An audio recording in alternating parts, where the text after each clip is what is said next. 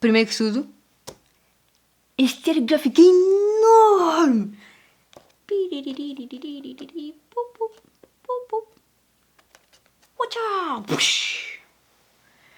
Bem-vindos novamente a mais uma tour dos meus diários gráficos. Desta vez, peço desculpa por estas maravilhosas coisas que estão aqui à volta, porque este diário gráfico é um bisonte enorme.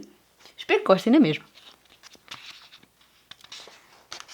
Este diário gráfico foi feito em 2016. Estava na universidade, no primeiro ano. E este diário gráfico é diferente dos outros porque ele foi handmade. Vi os tutoriais no YouTube como é que se faziam livros. Em vez de estar, de certa forma, restringido aos diários gráficos que há no mercado, queria uma coisa com mais materiais, com papéis com texturas diferentes para explorar mais. Porque, como eu tinha entrado na universidade, tinham-me falado em explorar diferentes tipos de materiais e diferentes tipos de expressão, então eu decidi que era porreiro fazer um diário gráfico.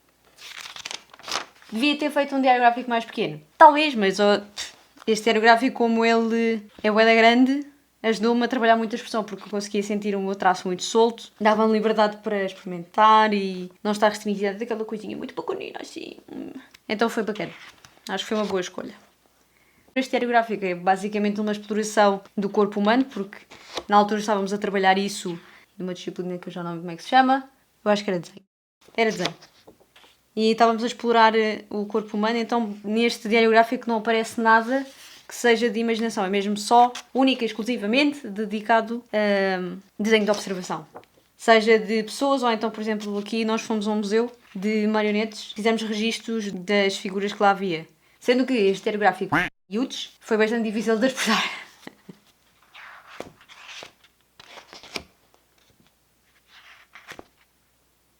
No fundo foi porreiro para libertar a minha expressão e trazer um bocado mais vivacidade, mais agressividade ao traço e ser também mais espontânea, porque quase nunca apareciam os bosses, era tudo muito aqui, agora, bora lá e o que sair, saiu. Whatever.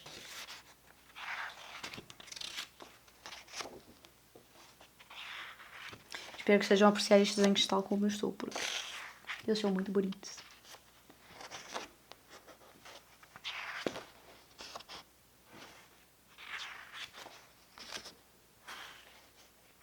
Aqui estudos de mão, perceber como é que eram os nódulos dos dedos e como é que as articulações funcionavam, porque, de regra geral, tem-se tendência a desenhar as mãos muito pequenininhas.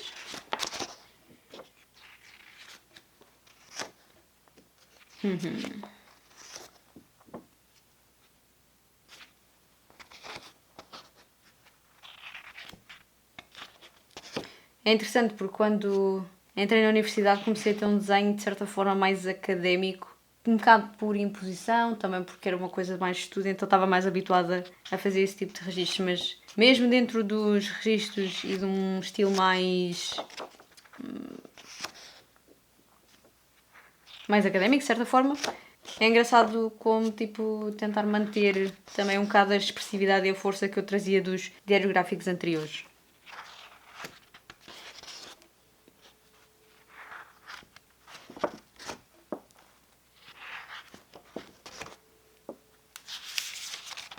Outro tipo de papel.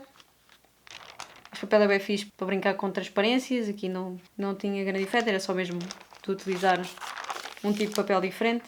E é interessante porque este tipo de papéis diferentes acabava por permitir também que várias técnicas se destacassem em cada tipo de papel. Por exemplo, este papel é um papel de 120 gramas e eu estava a usar lápis de cera. Como eu usei lápis de cera e como o papel é muito texturado, o facto de usar o lápis ou, por exemplo, aqui a barra de cera de várias maneiras, eu conseguia trazer as texturas para cima. Então, este desenho acabou por ficar muito interessante.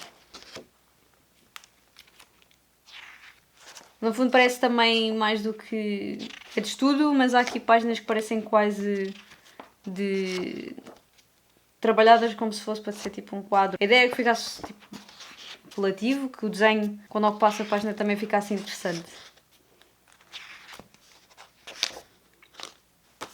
Adoro este desenho.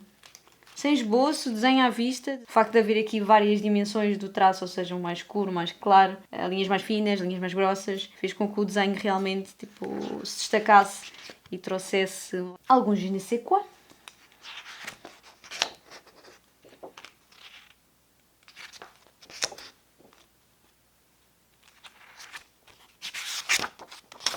Não desenhei nada por baixo. E isto aqui, estas páginas não foi pensado, ou seja, eu não cozi especificamente de eu quero que às X páginas apareça uma cartolina. Foi um bocado agarrar tudo, juntar tudo ao molho, fazer bloquinhos pequenos e começar a juntar e a cozer uns aos outros. Vou deixar também aqui na descrição o tutorial que eu usei já há bastante tempo, foi em 2016, mas é um tutorial bem porreiro de como fazer os próprios diários gráficos. Essa moça é bem fixe.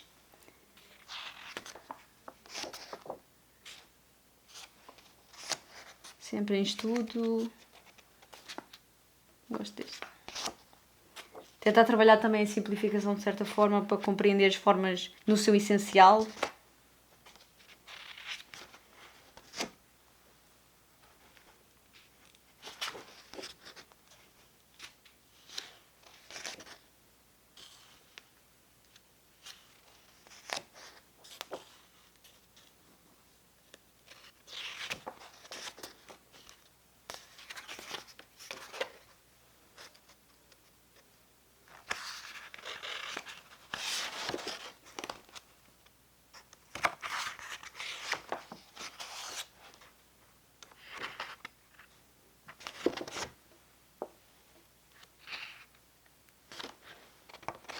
É bom também vermos os nossos diários gráficos antigos e não ficarmos tipo, ainda bosta que eu estava aqui a fazer. Mas também é porreiro, né? Olhar e achar que as coisas estão porreiras, né? Né? Pá, este desenho aqui, por favor, editor-me. Foca. Bué bonito. Adoro esta sinuosidade do pé. Que lindo! Está lindo, adoro. 5 estrelas. Lindo.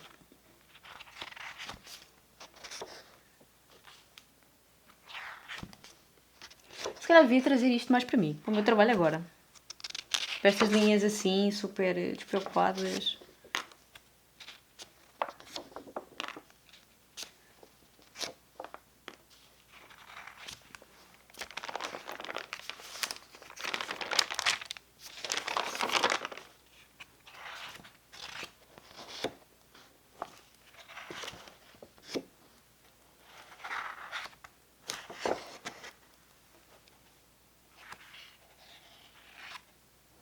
Muito porreiro. Eu acho que aqui neste diário gráfico está aquele... all time favorito. Este diário... Este desenho é tipo... O que é interessante aqui é que o facto de ter a textura do papel, o facto de ter as linhas... Eu não sei, há qualquer coisa de... Continuando. O desenho aqui de super bonito. Adoro.